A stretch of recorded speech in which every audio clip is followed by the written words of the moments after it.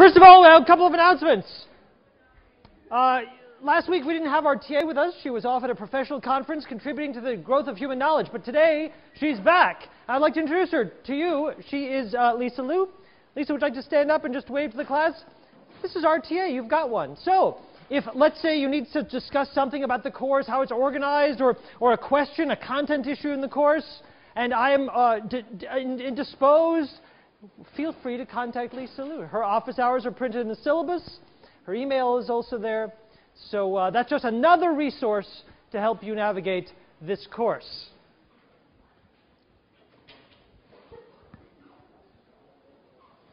I'll tell you just a brief story. It has nothing to do with anything, but I got a call from a journalist from San Diego asking me if I had heard about an intimate relationships course that was being offered at UCSD. And I said, no, tell me about it. She said, in this course, the instructor has randomly paired up students in the class and has them do exercises that will make them fall in love.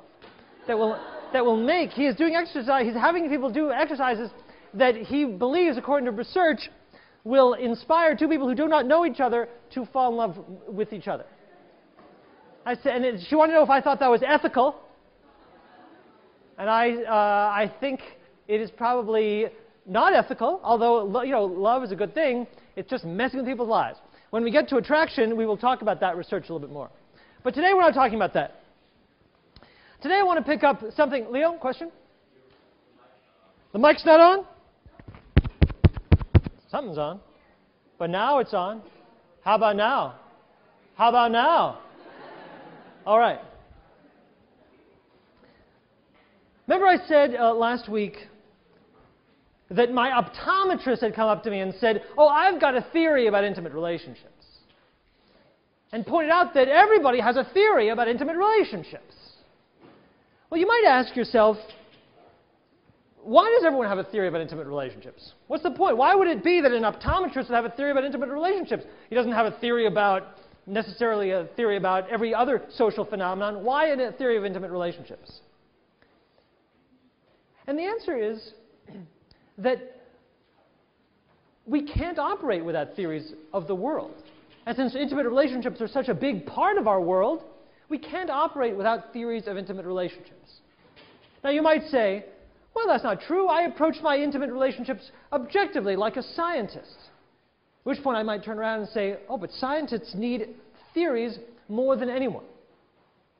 And you might say, well, shouldn't a theory be a product of your science? You don't want to start off with a theory and then do science to prove your theory. You want to do science objectively, collect the information, and then create a theory that sort of explains the data. Well, that's truly not the way science works. Science doesn't end with a theory. It typically starts with a theory. And it was a mathematician who pointed this out very nicely, where he said, science is indeed built up of facts as a house is built up of stones.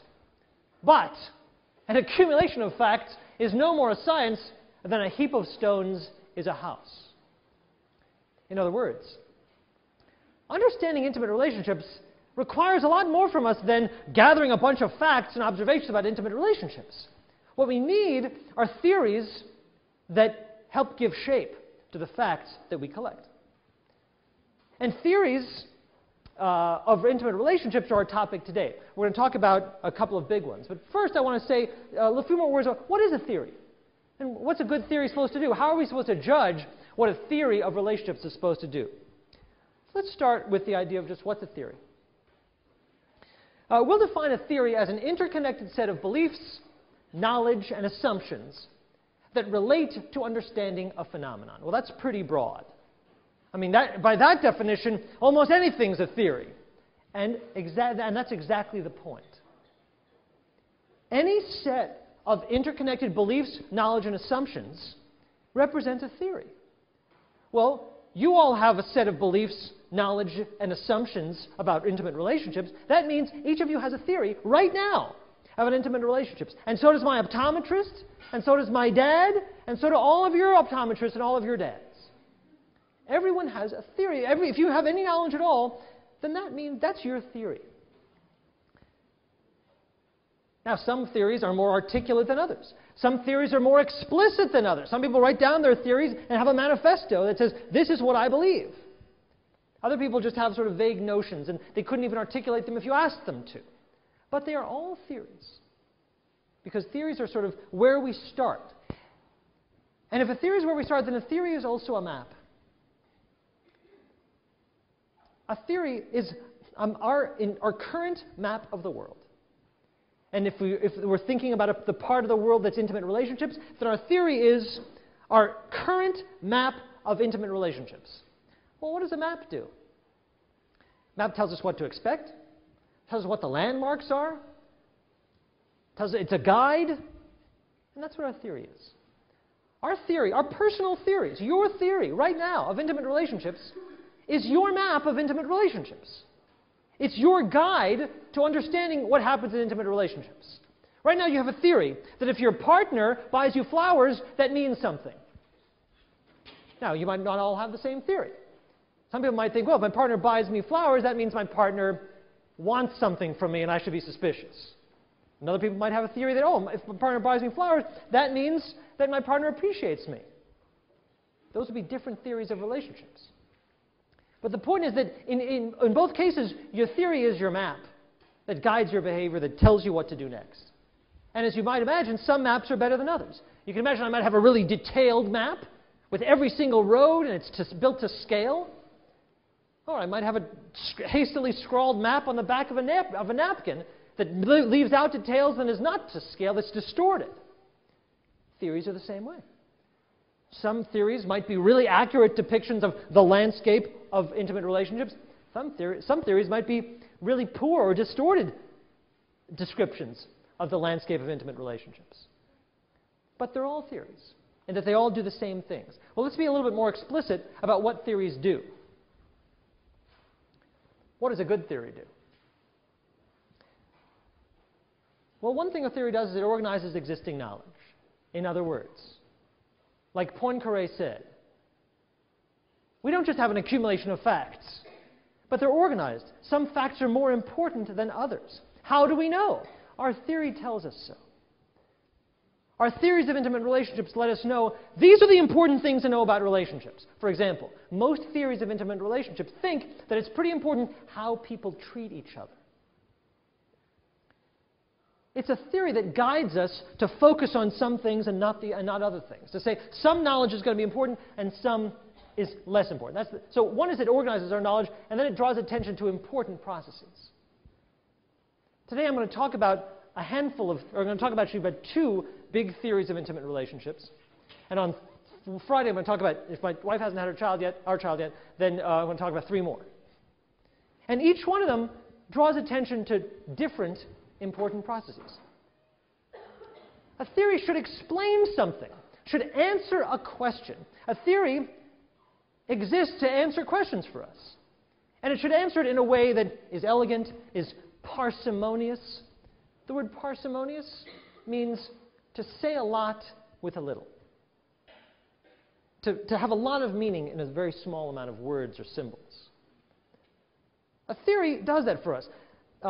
Do you know the comedian Stephen Wright?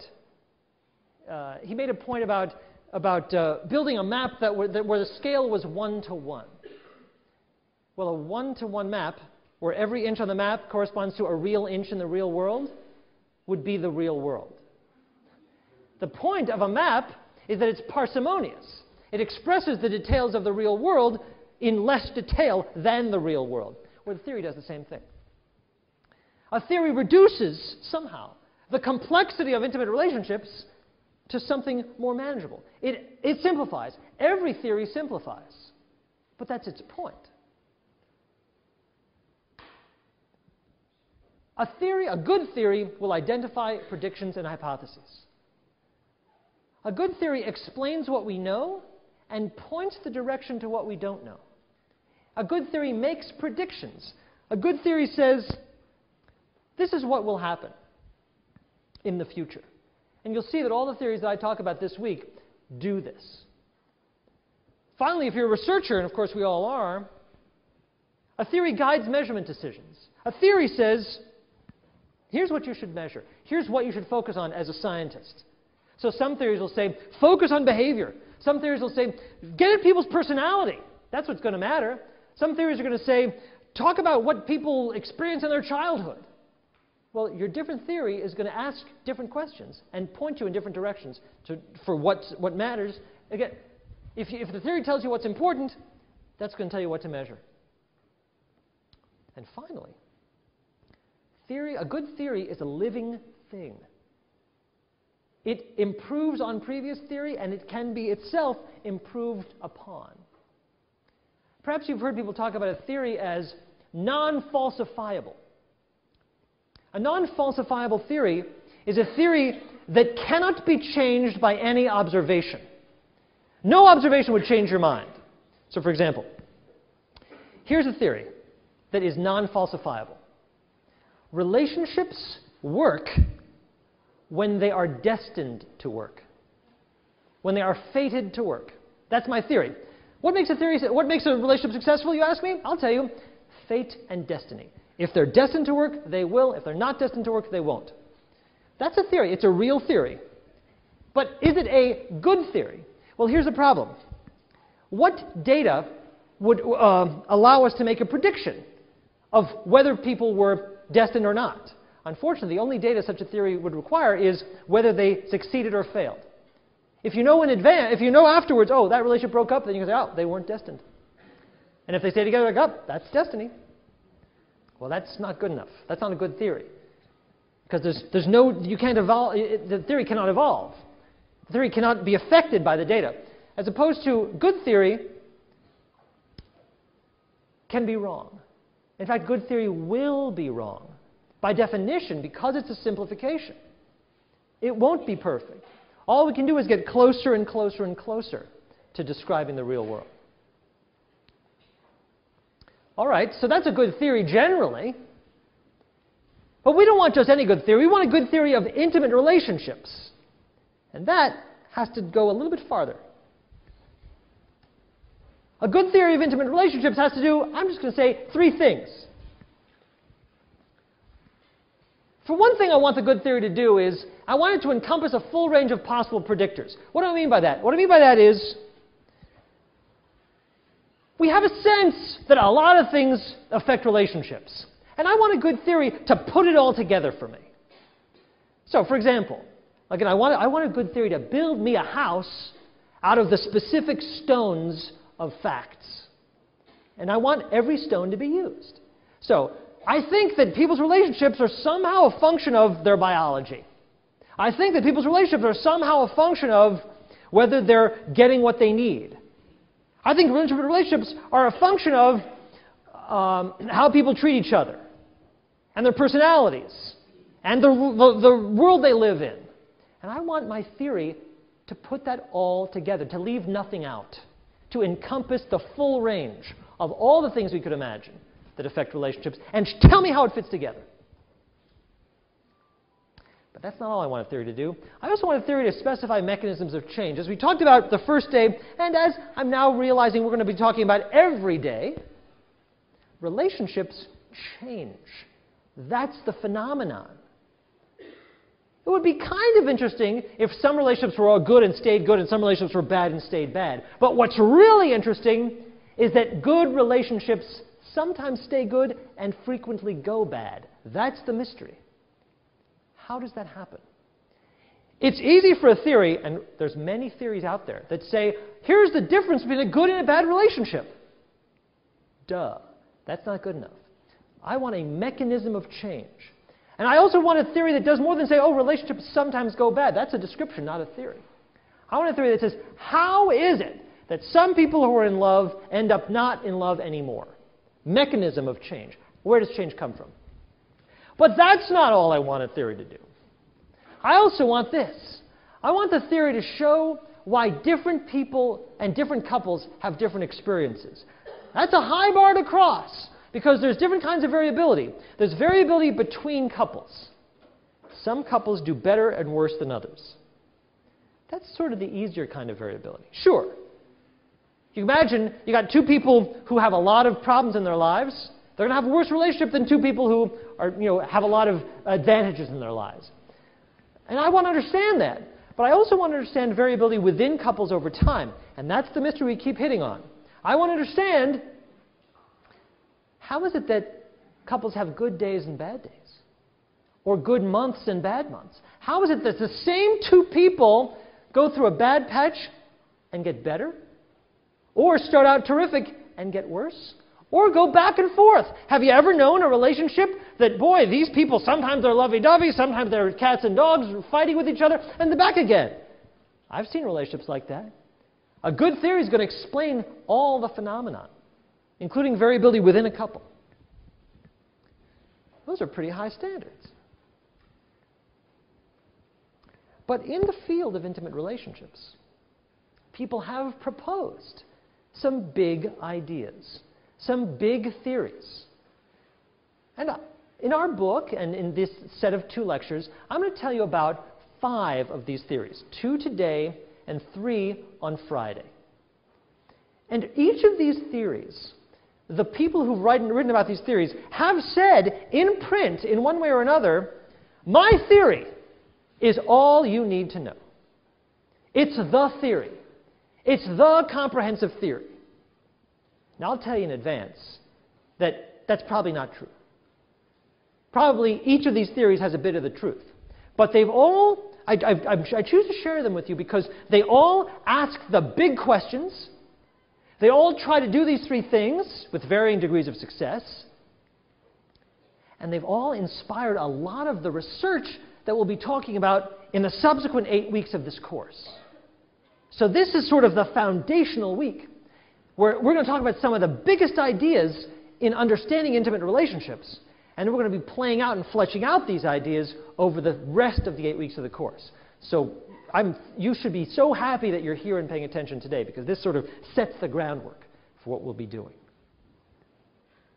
And in a way, the 5 theories can be organized on a continuum based on how far back in human history they search for the causes of human behavior, and specifically behavior in intimate relationships.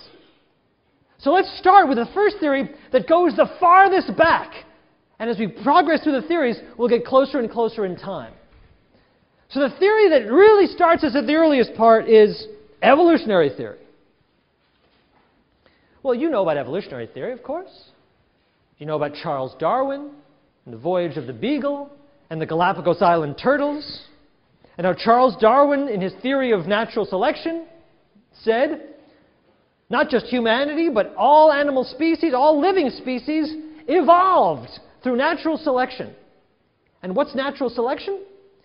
The idea that there's variability in each generation, and some of those variations make people more likely to pass on their genes to the next generation, and so those variations should be passed on. And gradually species change and develop. Well, evolutionary theory has been adapted to study psychological issues, and in particular has been applied to the study of intimate relationships. And one of the people who's done it is a fellow named David Buss. David Buss is a professor at the University of Texas. Now, I've met him exactly once, and this is how the meeting went. I had been given 30 minutes alone with David Buss, and I had recently published my own work on intimate relationships. I was still a graduate student at the time, and I tried to be comprehensive. I tried to specify mechanism of change. I tried to put it all together and said, this is it, the big picture of intimate relationships. And he came into the room, sat himself down, and he said, I've taken a look at your work, and I want to know this. How do you account for the fact that women get less attractive as they get older? I said, well, what do you mean? He said, well, they do. I said, well, maybe they do. So? And he said, well, isn't that it? I mean, men are attracted to women when they're young. Then, of course, relationships go bad because women get less attractive when they get older. And over time, men are not going to be satisfied with them, said David Buss, who's been married more than once. Well, I said to him, that may be true on average, but some people stay together. And some people break up a long time, some people break up after a short time, and it's that variability that I'm interested in. But it wasn't what he was interested in, because his theory told him what he was interested in. And that wasn't it. And his theory says this. This is the premise, briefly. I'm going to flesh this out. But the premise, if you had to summarize the theory in one word, in one sentence, this is it. Humans seek particular mates to solve specific adaptive problems that their ancestors confronted during the course of human evolution. Human mate preferences and mate decisions are hypothesized to be strategic products of selection pressures operating during ancestral conditions. Well, what does that mean? What is he talking about there? Because this is it. This is the premise of the evolutionary perspective on intimate relationships. And what is he talking about? Well, here's what he's talking about. What he's saying is that just as certain traits are passed down across generations because they help us survive, we're more likely to survive if we have these traits. That's natural selection. There are other traits that get passed down because they make us more likely to have sex and therefore reproduce. So when you think of natural selection, you think of like survival of the fittest. Whatever makes you more likely to survive is likely to get passed down to the next generation.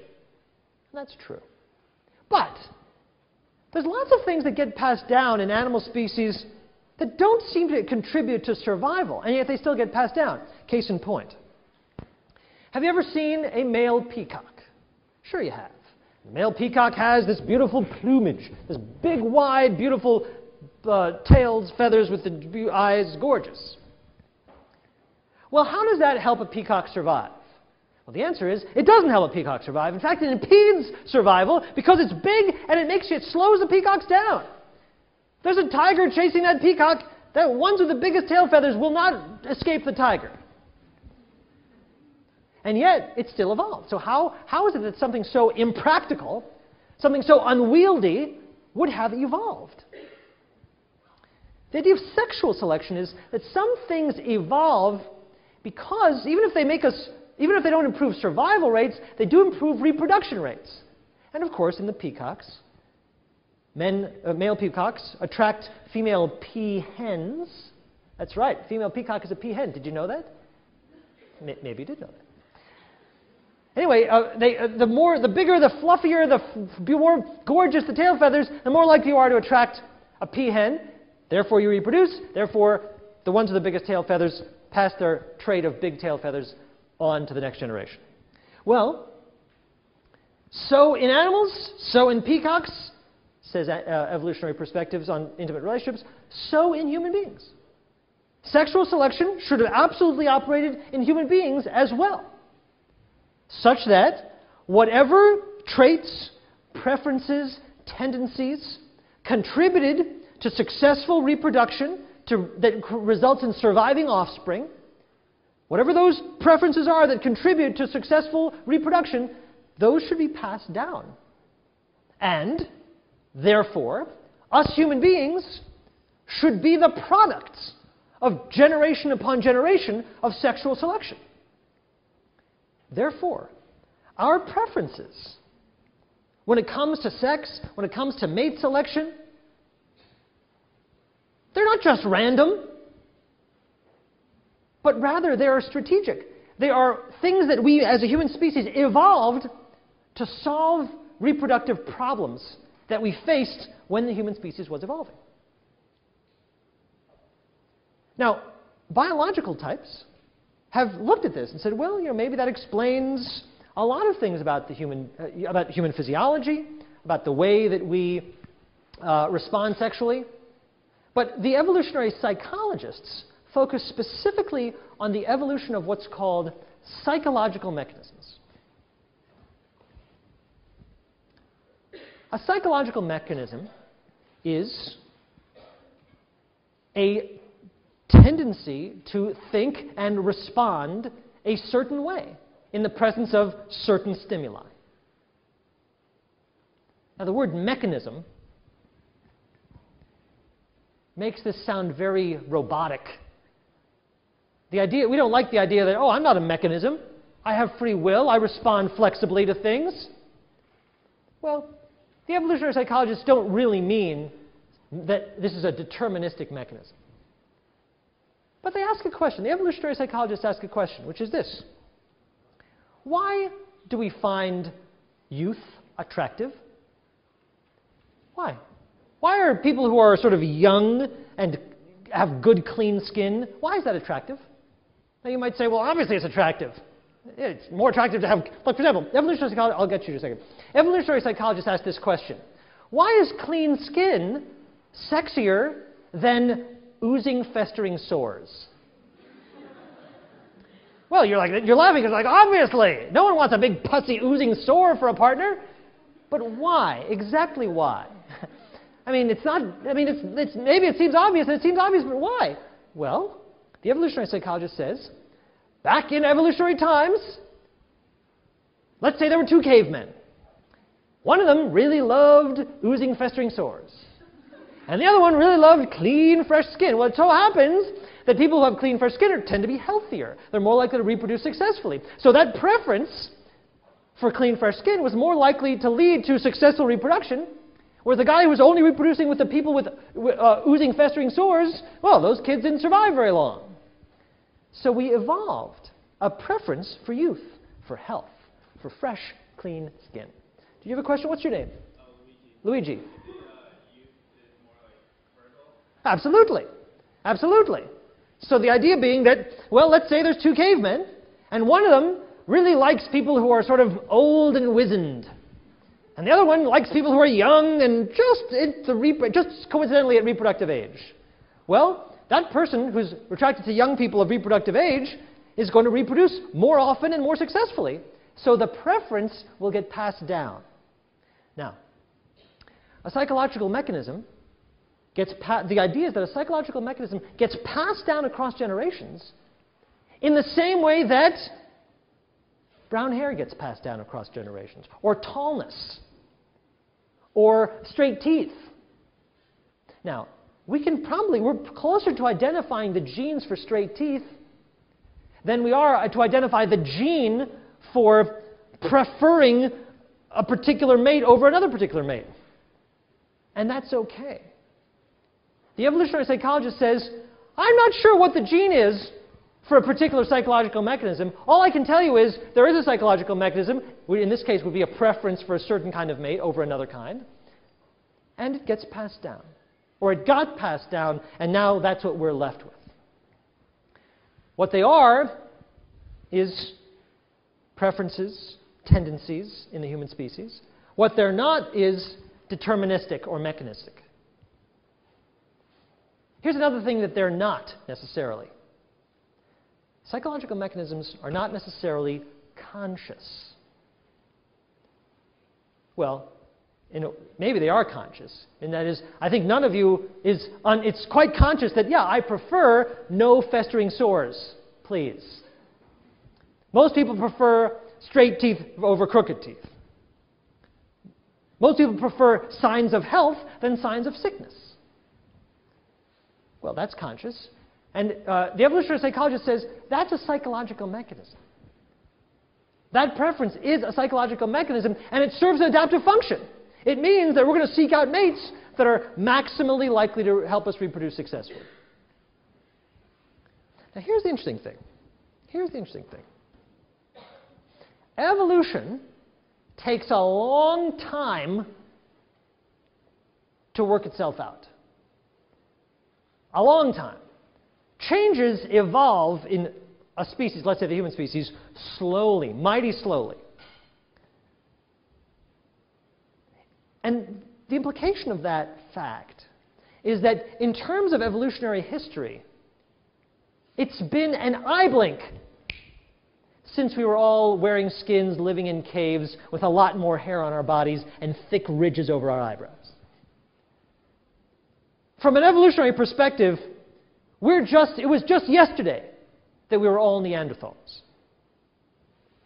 And if that's true, says the evolutionary psychologist, and if we in fact have evolved psychological mechanisms, then these evolved psychological mechanisms did not evolve to adapt us to today's environment, because, in evolutionary terms, today's environment has barely started to exist.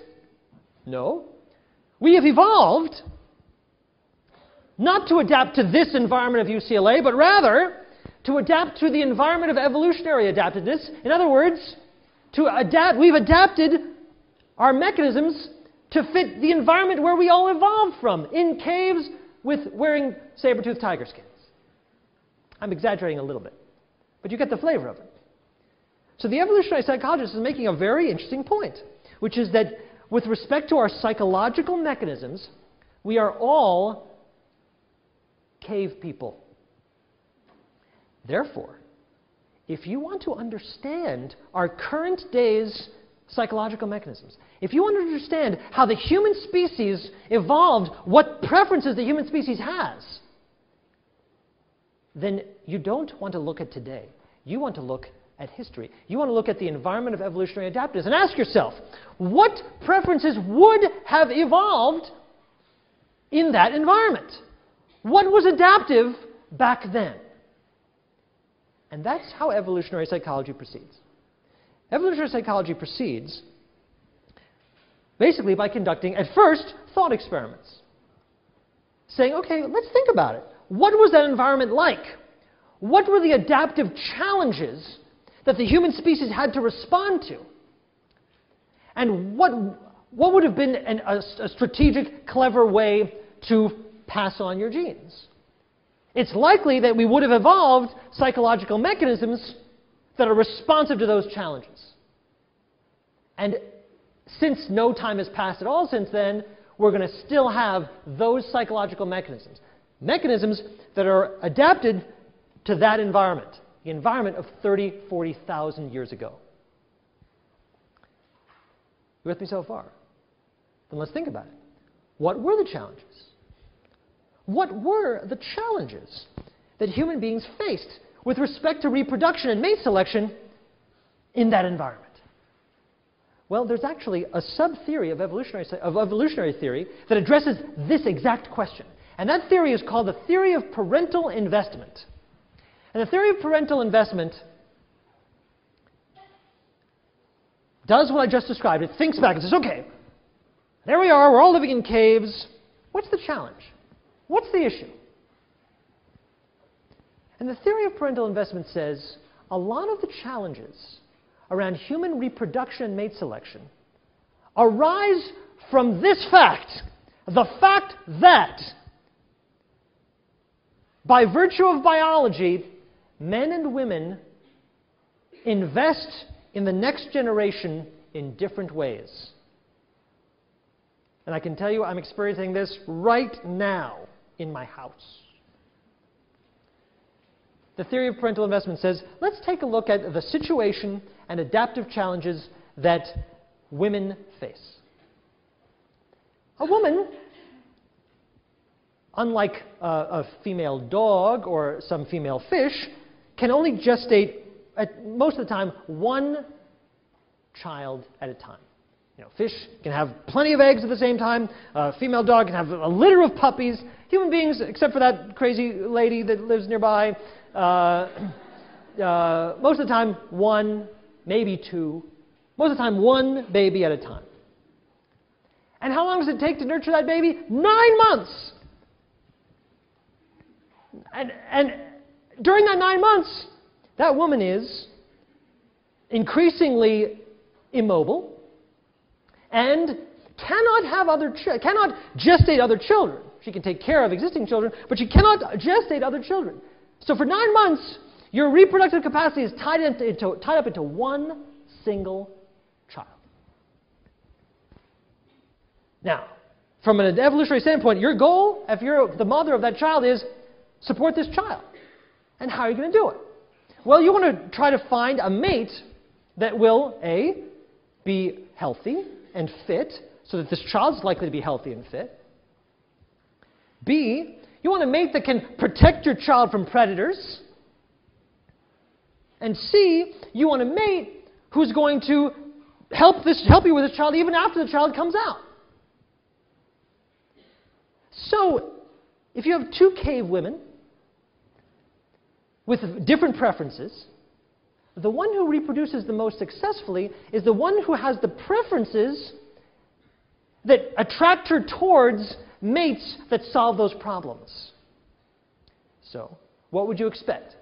You would expect over the course of generations for females of the species to evolve psychological mechanisms that alert them to the presence of men who are healthy, men who are strong, men who have the capacity to protect the mother and the child.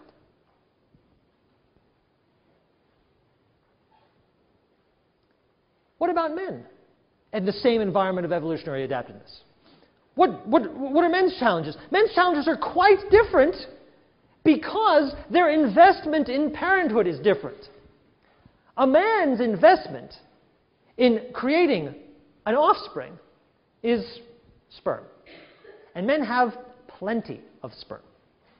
Moreover, whereas a woman can only be impregnated once for 9 months at a time, a man can impregnate many, many people simultaneously with very little effort.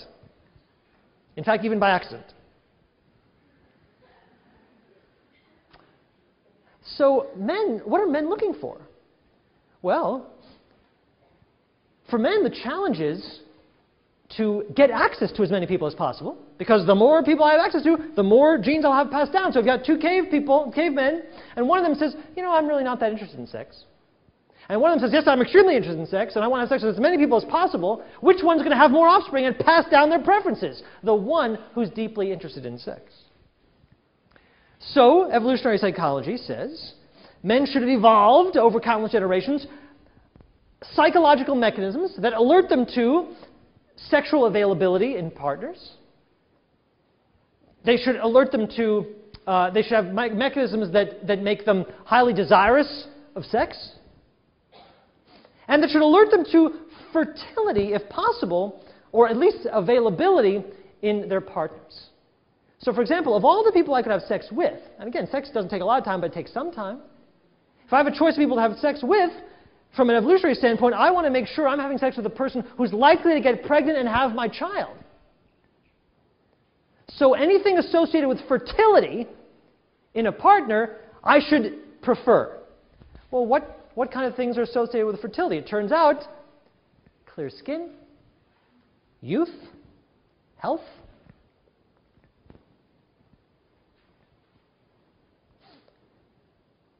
So if the challenge is to get access for men, since they don't have to invest much more than that, men should have evolved psychological mechanisms that help them to solve that problem, help them to get access to fertile females. If the challenge for women is to get protection while they're gestating this precious single child, they should have evolved psychological mechanisms that help them solve that problem, that alert them to the presence of men who are capable of protecting them and investing in their child. Well, according to evolutionary psychology, that's what happened. And that's what happened 30 or 40,000 years ago, and the product was us. And the result is, according to evolutionary psychology, if they say if we're right, then these mechanisms should characterize the human species. And men and women should differ in these ways, anywhere that you measure. Now, well, there's some of you, this is not a non-controversial idea. And if some of you are finding this controversial, that's okay. And we'll get to that in a moment. But that's a lot of thinking. So far, that's all thinking, talking, and thought experiments. So what kind of research would you do? Is there a way to test this theory? There is. And a lot of the research starts, and some of it ends, by predicting and explaining gender differences. It follows directly from the theory of parental investment.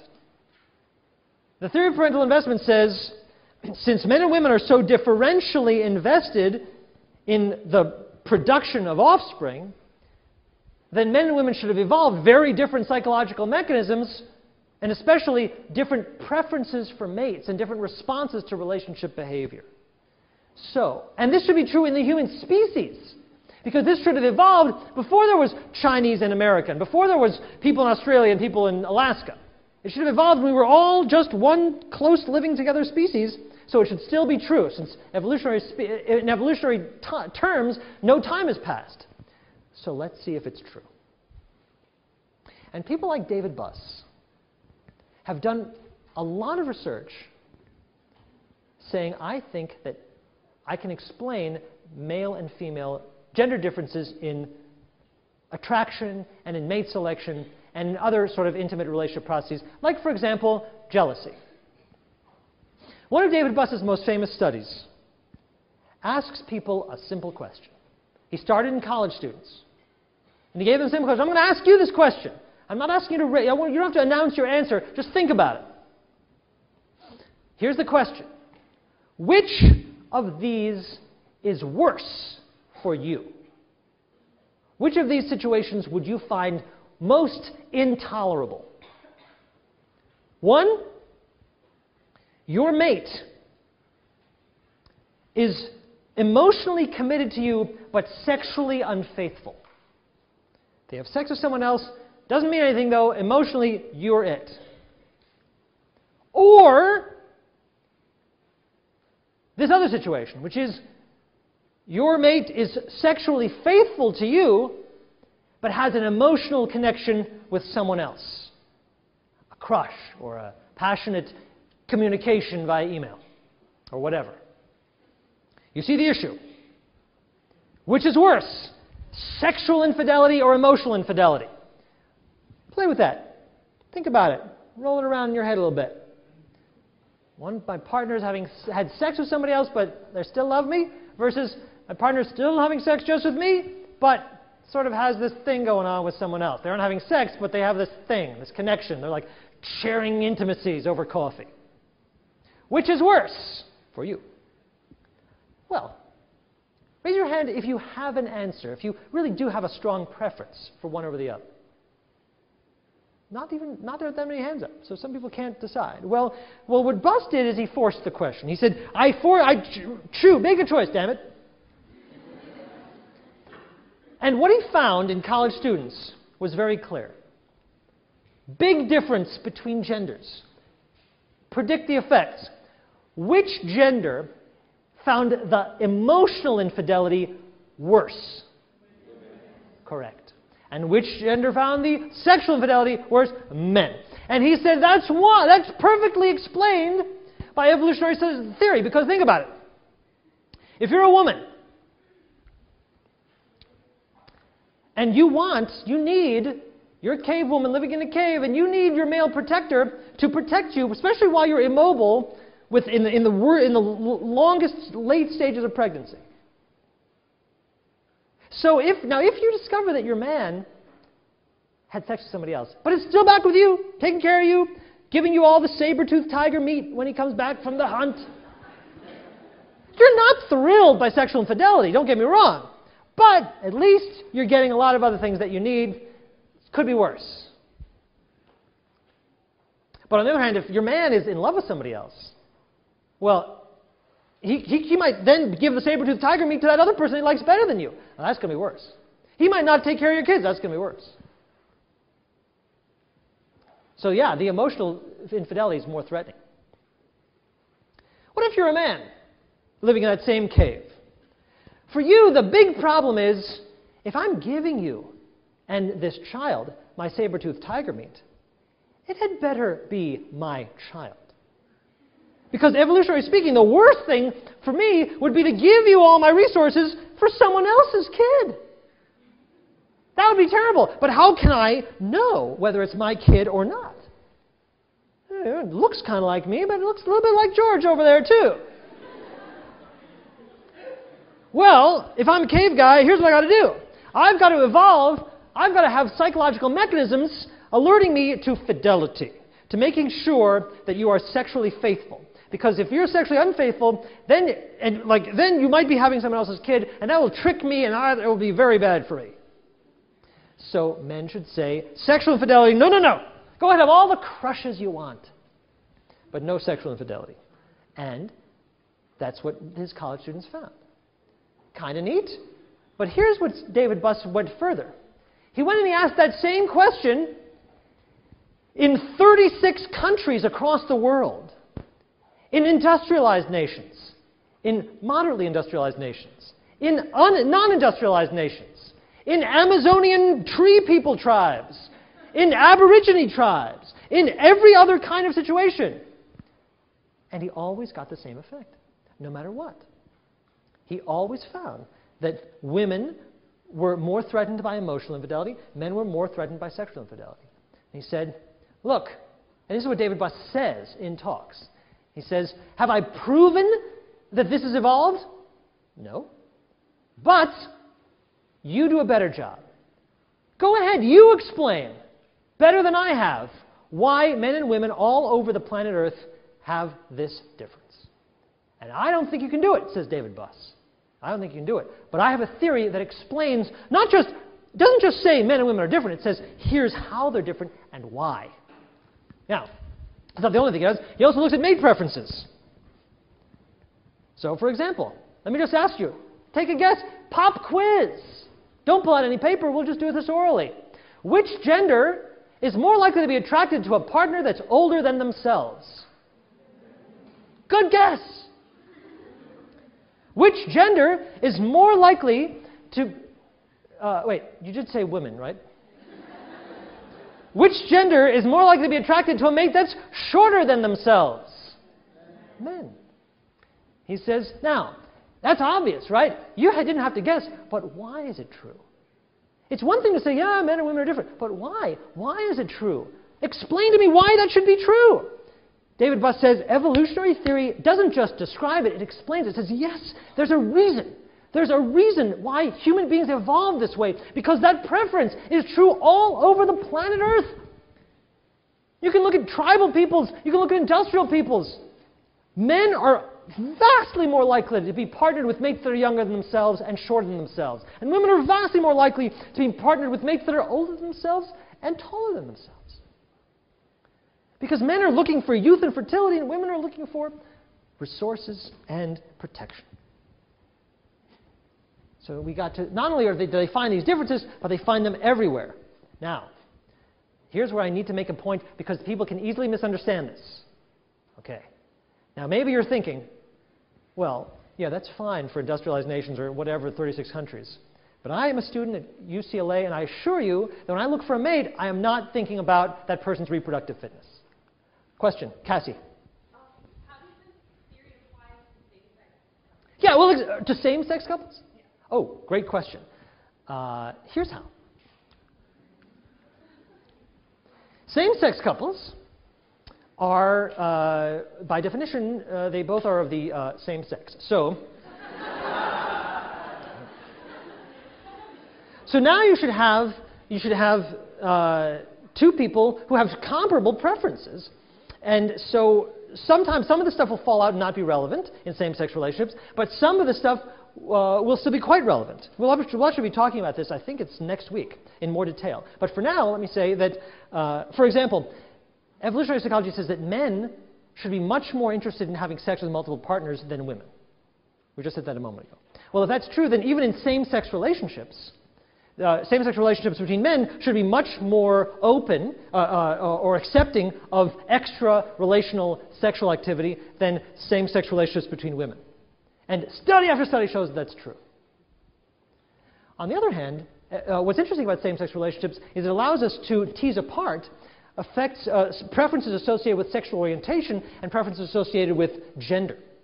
And a lot of research has actually tried to do that in really interesting and provocative ways, which we'll talk about next week. But what I thought you would actually ask when you heard your question was, I thought you said, how does this account for safe sex as opposed to same sex? Like, what about people who, wear condoms or aren't interested in reproduction at all? It's like, no, here's the last thing I want, reproduction. Well, that's irrelevant.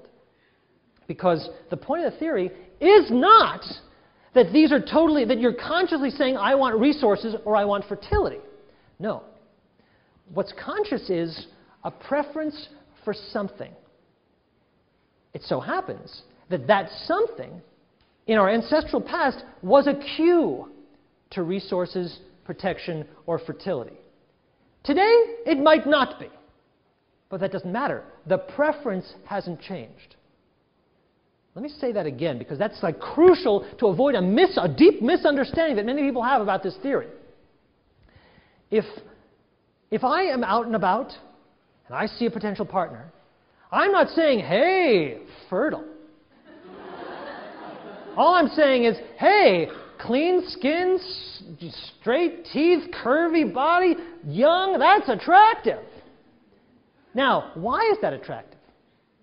Why isn't big, round and attractive? You know, why is that attractive? It's attractive, according to evolutionary theory, because in our ancestral past, people who had those things were more fertile. Nowadays, it may not be associated with fertility. You may be less fertile, maybe. But the preference hasn't changed yet, hasn't caught up. You understand? We didn't evolve a preference for fertility. No, we evolved a preference for cues that in our ancestral past signaled fertility. Even if those cues don't signal fertility anymore, even if we're not thinking about fertility, the preference for the cues remains. And it does. Even if you're not thinking of fertility. Women frequently say, I'm not thinking of fertility, I'm just telling you what I like. It just happens to be big and broad. Which gender is more likely to say, I like my partners to be broad in the shoulder and big and bulky and burly?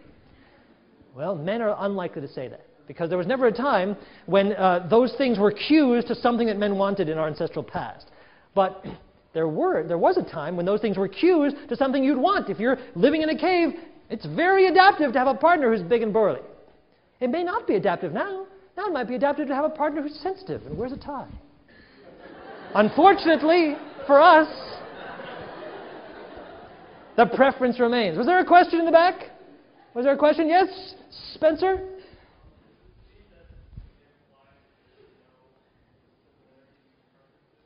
No! Spencer asked a good question. Does this mean there's no similarities between male and female preferences? Not at all. There are many similarities. Whatever would be a preference that would be adaptive for both genders would be a preference that everyone would have evolved, like the preference for health. Neither men nor women are attracted to festering sores. Question?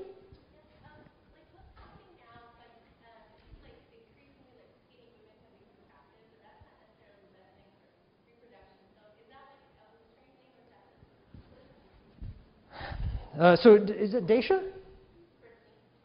Say that? Brittany.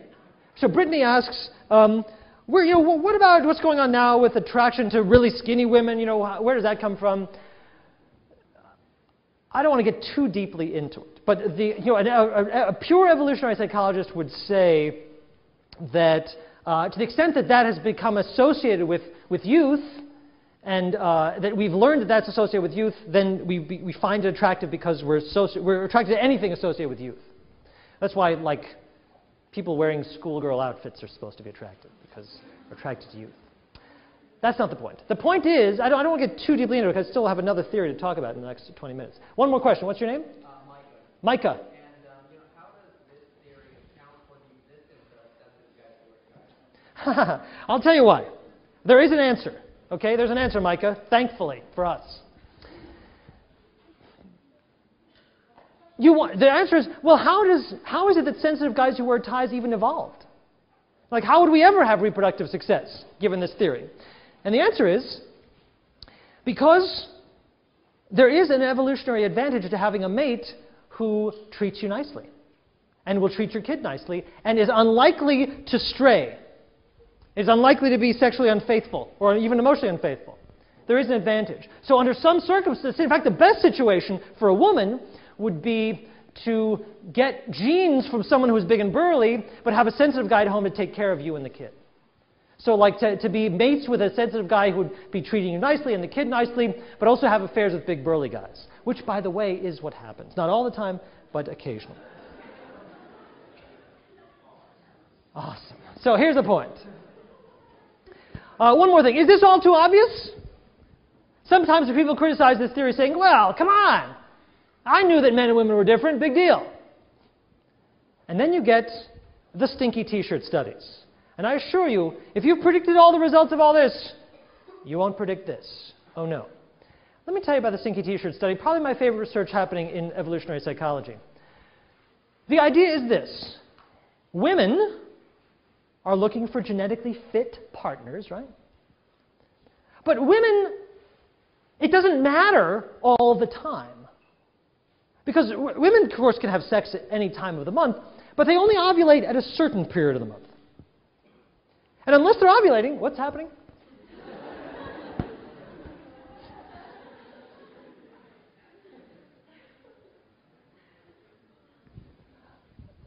What's this all about? Well, let's leave that for now. Wait, I have an idea. There we go. Okay, so unless women are ovulating, it doesn't matter who they have sex with. They're not going to reproduce.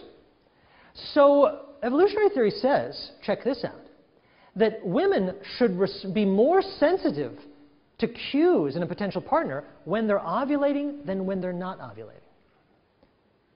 Now, a lot of women will say, well, I know that I feel different at different times of the month, but a lot of in Western culture, a lot of the focus is on the period of menstruation. It's like say, oh, when I'm menstrual, then I feel differently, but the rest of the month, I'm fine. But this theory says the period of ovulation, which is much less noticeable, should be crucial for changing your preferences of women, because there's no reason for you to care that much when you're not ovulating, and the stakes are very high when you're ovulating. So women should have evolved different sensitivity to reproductive fitness in a partner only when they're ovulating. Well, here's a sign of reproductive fitness. Physical symmetry. It turns out that people who have good genes, who are healthy, are more symmetric down the two sides of their body. They tend to have ears the same size, eyes the same height, cheekbones the same, nostrils the same size. And if those things are not symmetric, that's a sign of genetic dissimilarity, of not being quite as healthy. But you know what? Symmetry is a very hard thing to judge. Scientists study it with calipers and things like that. So how might we get a quick way of sensing people's symmetry or people's genetic fitness? Well, a group of researchers thought that maybe scent, which we can easily discern in a person, maybe scent is a cue to genetic fitness that correlates with physical symmetry, which we know is a marker of genetic fitness. So here's what they did. They got men, college men, to come to the lab, and they measured their symmetry, the length of their arms, the size of their eyes, the length of their ears, the height of their cheekbones, and they got men who ranged. Some guys were very symmetric, some guys were not. And they asked these men, they gave each man a clean white t-shirt and a bar of unscented soap.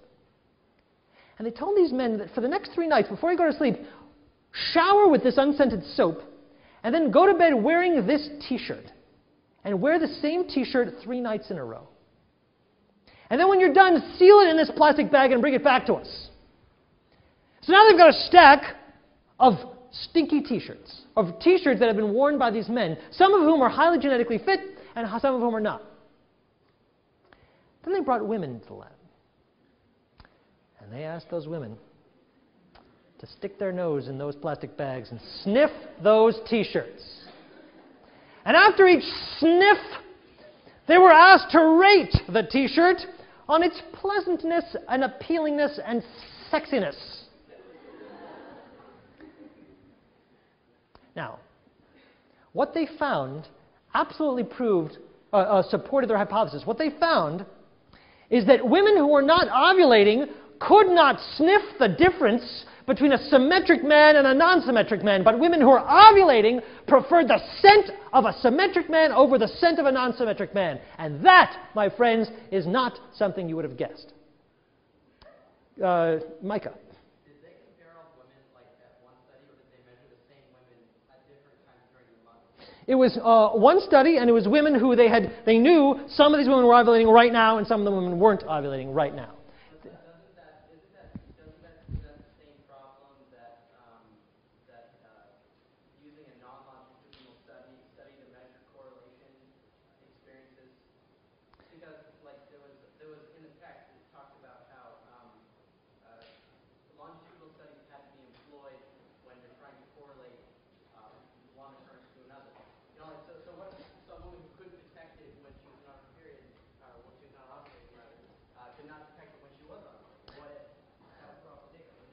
Except here's the thing, is that presumably the timing, this is actually a quasi-experiment, Mike. Because each woman were basically randomly given all of these different T-shirts, and the timing of ovulation is essentially random. So in fact, for the purpose of this experiment, women were randomly assigned to either be ovulating on the random day that the study was going on, or not be ovulating on the random day. So there's no reason to expect, on average, any differences between the women who happened to be ovulating that day or the women who weren't, but there were. Let me move on, because there is a whole other theory I need to talk about in the next 10 minutes. Evolutionary perspectives link a wide range of variables. Suddenly, the way we behave in intimate relationships is being connected to the way we've evolved as biological creatures. Well, that's phenomenal. But it does focus more on gender differences than variability within genders, because obviously, you might get the mistaken impression from discussions of evolutionary theory that, oh, all women want the same thing, and all men want the same different thing. Well, that's obviously not true. There's a lot of variability within each gender, a lot. Evolutionary theory doesn't talk about that so much. Evolutionary theory focuses on something very interesting, the extent to which genders are different. But in focusing on that, it tends to overlook or leave out differences between men or between women. How do you explain that? Evolutionary theory doesn't talk about it so much. And evolutionary theory focuses a lot on mate selection in really interesting ways. But on what happens to relationships once they form, well, it doesn't get so far. It tends to say, well, some relationships should be better than others because these relationships, they're meeting adaptive needs. But what about a relationship that starts good and goes bad? It doesn't have quite as much to say. It's not silent, but it doesn't have as much to say. Well, then let me move on to another theory, equally interesting. I'm going to spend a lot less time on it. I'm sorry about that. Attachment theory. Attachment theory also goes back in time, also says the source of our current adult intimate relationships lies in the past. Let's look into the past. But, whereas the evolutionary theory says, let's look into our ancestral evolutionary past, attachment theory says, let's look into our personal history. Let's look into the relationships that we all had as infants. And the premise of attachment theory is that the nature of the bonds that we form with our primary caregivers in infancy shapes the relationships that we have throughout our lives. And the guy who said this first was a fellow named John Bowlby. And John Bowlby said, look, yes, John Bowlby was an evolutionary theorist, totally. He believed in evolution. He believed that we all evolved. But when he looked back at, he was looking at monkeys and our primate ancestors. He said, you know what we have in common with our primate ancestors is that we will not survive if we don't have a relationship with our parents. Like, you know, if you're a fish and you're born, you just say, well, you don't even have to say hi to your mom and dad. You're just off. But human beings are helpless when they emerge from the womb. When my son finally emerges, he'll be totally helpless. He'll be dependent on us. So he said it makes sense that human beings would have evolved mechanisms to make sure that parents will stick around and take care of that kid. So he said, we've evolved a system, an attachment system, a system for developing attachments between infants and their parents. Which answers the question, why are babies so cute? Babies have evolved to be cute so that we'll stick around and watch them, even though it's 2 in the morning and we're tired and we'd rather sleep. Why did babies don't have to learn how to cry. They're born knowing how to cry. Why is that useful? It's useful because that cry gets attention from the people who are attached to them so that they will get care. Attachment is necessary for the survival of the species. It does a couple things for the baby. One is it provides a secure base. If babies are attached to their parents, then it's safe to explore because you know your parents are going to grab you before you go off the cliff. In fact, one of the classic studies of the secure base is they brought babies to a room which had a floor and then a pit, a deep pit covered with a layer of glass. So when the babies are crawling along, they get to the edge, it looks like a pit. What should they do down there? Now, in fact, it's covered with glass, so they could cross over it and basically walk out over the pit, but it does look a little odd. So what happens is babies who are securely attached will use their parent as a source of information. And what happens is the babies who like their moms will look back and look at mom. And the moms have been instructed, some of them, to smile. And when the mom smiled, the babies walked right out over the pit. That's okay, there was glass over the pit. But when the mom's going, then the babies shied away. Like, oh, I learned something from mom. Don't go over pits. Well, that's how, you imagine, that's how things function. That's how babies learn, and it's adaptive. That we should have evolved a system that connects babies to their caregivers so that they can explore the world and learn about the world. What Bowlby said is, from those interactions, we develop what he called mental models. Mental ideas about relationships in the world. We develop an expectation for care. We learn, are people going to take care of me, or am I on my own here? That first relationship teaches us the answer to that question. Well, a woman named Mary Ainsworth said, how many kinds of I'd like to know what kind of mental models there are. So she developed a research paradigm called the strange situation. And the strange situation was a situation where she got babies and their primary caregivers, in this case was all moms, to come to the lab, play in a room, and what she had, the strange situation was simply that after the mom and the kid were playing in the room for a while, the kid was like 18 months old, a stranger would come in, a research assistant, start talking to the baby, and then the mom would slip out. And through the one-way mirror, the researchers would observe what would the baby do when they discovered the mom is gone. And then the mom would come right back in, and the question is, what does the baby do when the mom comes back in? That's the strange situation. And what they found was 3 different styles of responses to this situation. Half of the kids demonstrated a pattern of behavior that they called secure attachment. In secure attachment, what happened is the kids were exploring the room. They knew mom was there. They didn't have to stare at mom. But when mom slipped out and they discovered it, they started to cry. Where's mom? Then mom came back. They hugged mom like, oh, mom, thanks, you're back. And they were fine. Securely attached kids wanted mom around and were soothed when she returned. But the other 2, about 25% each, fell into 2 other categories. There was this avoidant group. The avoidant group ignored mom. Didn't notice when she left, didn't care when she returned. In contrast, the anxious ambivalent group, kind of my favorite group because they're so poignant. The anxious ambivalent group, when they discovered mom was gone, they didn't want to leave mom. They're reluctant to explore the room in the first place. When mom finally slips out, they freak out. And when mom comes back, they're mad at mom for leaving.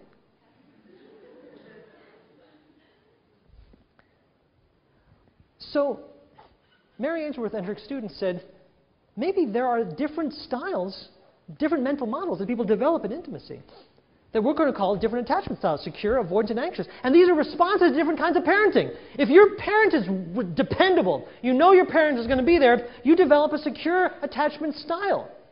If you know your parent's not there, you develop an avoidant attachment style. And if your parent is unreliable, you develop an anxious ambivalent attachment style. Well, people did this research in kids. It's very interesting. And then 2 researchers of adults said, well, wait a minute. They went back and read Bowlby, and Bowlby said, hey, these mental models last your whole life. You use these mental models when you develop new intimate relationships in adulthood. And so 2 researchers named Phil Shaver and Cindy Hazan said, well, wait a minute. Then we should see commonalities between infant-parent attachment and adult attachment. And they started asking themselves some questions. Let me ask you the same questions. In what kind of relationships is it okay to talk baby talk? Parents and children, people in love, right? If you hear me talking to someone, yeah, oh yeah, honey, sweetie baby. Who am I talking to? My wife or my kid? Maybe both. What kind of relationships do you find people gazing moonily into each other's eyes? Lovers and parents and kids. Who's it comfortable to cuddle with? Your lover and your kid, sometimes at the same time.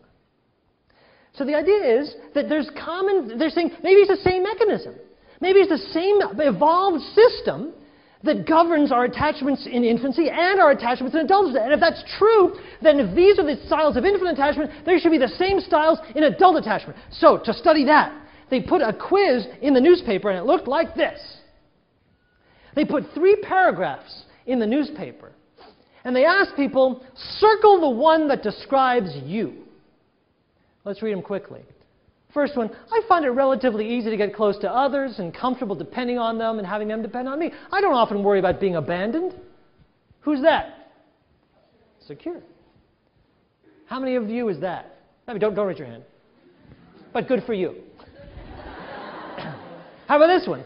I'm uncomfortable being close to others. I find it difficult to trust them, to allow myself to depend on them. I'm nervous when people get too close. Which one is that? Avoidant. We're talking about adults here. How about this one?